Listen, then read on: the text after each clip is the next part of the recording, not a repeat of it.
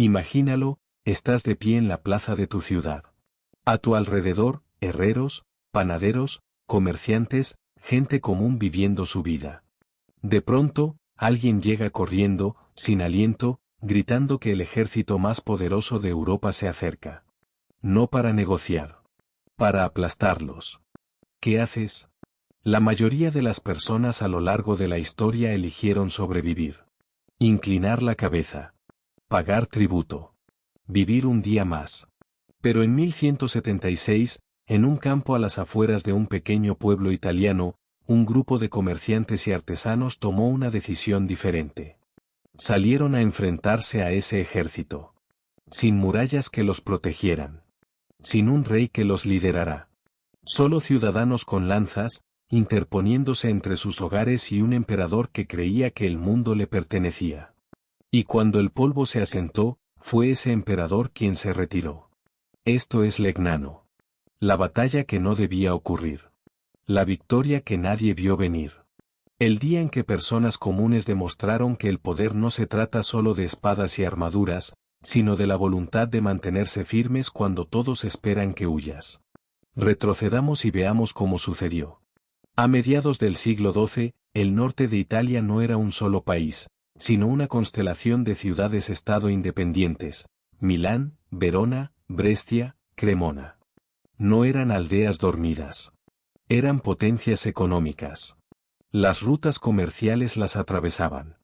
Los mercados bullían. Los gremios prosperaban. Y, lo más importante, estas ciudades se gobernaban a sí mismas. Los consejos locales hacían las leyes. Los ciudadanos pagaban impuestos a sus propios gobiernos.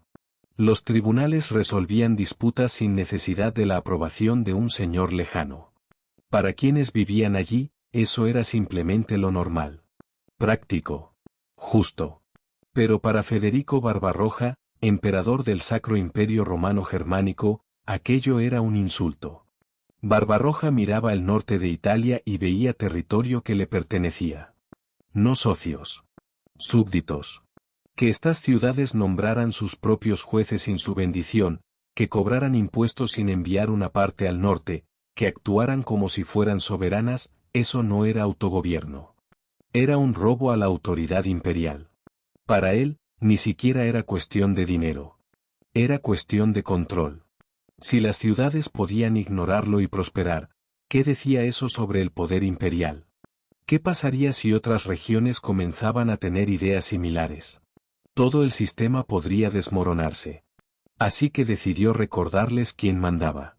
Durante las décadas de 1150 y 1160, Barbarroja marchó hacia el sur una y otra vez. El guión no cambiaba: sométense. Paguen tributo. Obedezcan. Algunas ciudades negociaban treguas temporales. Otras intentaban comprar la paz. Milán se negó. Y Barbarroja se aseguró de que todos recordaran lo que ocurría cuando se desafiaba a un emperador. Cuando Milán finalmente cayó, no se limitó a aceptar su rendición, borró la ciudad del mapa. Murallas demolidas.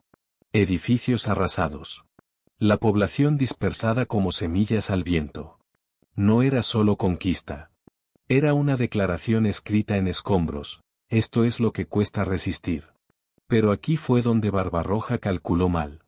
En lugar de sembrar terror, la destrucción encendió algo inesperado: rabia. Y, más importante aún, unidad. Las otras ciudades vieron arder a Milán y comprendieron algo simple pero poderoso: solos morimos uno por uno. Juntos, quizás sobrevivamos. De esa comprensión nació la Liga Lombarda. No era una rebelión, sino una alianza defensiva. Las ciudades acordaron unir sus milicias, compartir información y coordinar estrategias. Si Barbarroja regresaba, se enfrentarían a él juntas. Y Barbarroja entendió el peligro de inmediato. Si la liga se volvía permanente, si demostraba que las ciudades podían resistir y vencer, su autoridad en Italia estaría acabada. Así que en 1176 decidió terminar con esto de una vez. Reunió caballeros de todo el imperio. Caballería pesada, el equivalente medieval de una división blindada.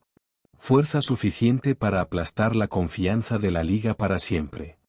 No sería una simple expedición punitiva. Sería aniquilación.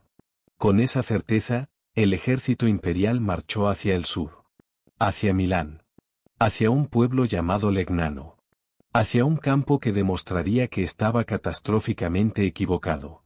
La noticia se propagó como fuego. El emperador venía. No con diplomáticos. Con un ejército. Las campanas de las iglesias repicaron, no para misa, sino para convocar a las milicias. Las ciudades estaban preparadas. Hombres organizados por barrios y gremios. Lanceros entrenados para mantener la formación. Escudos superpuestos como una muralla humana. En el centro estaba el carroccio, el gran carro ceremonial, coronado con una cruz y los estandartes de las ciudades. No era solo un símbolo. Era un compromiso. Abandonarlo significaba abandonar todo. Y entonces, los ejércitos se encontraron frente a frente. La caballería imperial cargó. Lanzas bajas. Cascos brillando. El suelo temblando bajo los cascos de los caballos. El impacto fue brutal. Por un instante, la línea lombarda vaciló. Ese era el momento en que la mayoría de las milicias huían. Pero no huyeron. Se comprimieron. Se cerraron. Retrocedieron hacia el carroccio, no para escapar, sino para reforzarse. Las lanzas se alzaron. Los escudos se unieron. Las cargas imperiales perdieron impulso. El espacio desapareció. Los caballos no podían maniobrar. Lo que debía ser un golpe devastador se convirtió en una lucha brutal y cercana. Minuto a minuto, algo cambió. La caballería se agotó. La confianza lombarda creció. Y cuando el momento llegó, la liga avanzó. No con furia descontrolada, sino con determinación coordinada. La línea imperial se dobló. Luego se quebró. Lo que comenzó como una demostración de poder terminó en retirada. Al caer la tarde, el ejército imperial abandonaba el campo. No destruido, pero derrotado. Legnano había terminado. No hubo celebraciones grandiosas. Solo alivio. Pero algo fundamental había cambiado. Por primera vez, Federico Barbarroja había sido expulsado del campo por milicias ciudadanas en batalla abierta. Y eso lo cambió todo. Las negociaciones ya no se harían bajo la sombra del miedo, sino bajo el recuerdo de la resistencia. Años después, tratados reconocerían la autonomía de las ciudades del norte de Italia. Legnano no fue solo una batalla. Fue una declaración. Demostró que el poder imperial tenía límites. Que cuando los ciudadanos se mantienen unidos, incluso los emperadores deben detenerse. Por eso recordamos Legnano. No por la gloria, sino por la resistencia. Por el momento en que lo imposible se volvió real. Si esta historia te conmovió, no te vayas sin apoyar el vídeo. Compártelo con alguien que necesite recordar que a veces los desvalidos ganan. Que resistir importa. Que la historia no la escriben solo reyes y emperadores. Suscríbete, porque hay más historias como esta. Batallas que no debían ocurrir. Victorias que nadie vio venir. Momentos en que todo cambió porque alguien se negó a rendirse. Gracias por ver. Nos vemos en el próximo.